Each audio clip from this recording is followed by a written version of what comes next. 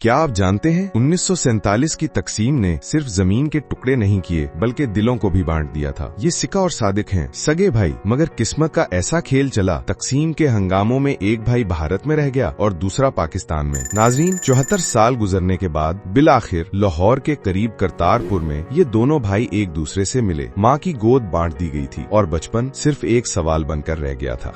ऐसी कहानियां बहुत सी हैं, जिनमें एक मिसाल महिंदर सिंह गिल की है, जिन्हें असल में मोहम्मद शफी कहा जाता था। तकसीम के वक्त बचपन में बिछड़ गए। 77 साल बाद एक भारतीय मुअर्रिख की मदद से पता चला कि उनकी माँ अभी भी पाकिस्तान में जिंदा हैं। नाजरीन, ये वाकयात सिर्फ तारीख नहीं बल्कि तकसीम की इंसानी कीमत को उजागर करते हैं, जहाँ न जाने कितने खानदान टूट फूट का शिकार हुए। हजारों खानदान आज भी इंतजार में हैं, जो सिर्फ तस्वीरों में जिंदा रह गए। सरहदें, सियासत, सब कुछ आड़े आ जाता है। इस वीडियो को जरूर शेयर करें, शायद किसी का दर्द किसी की मुलाकात बन जाए।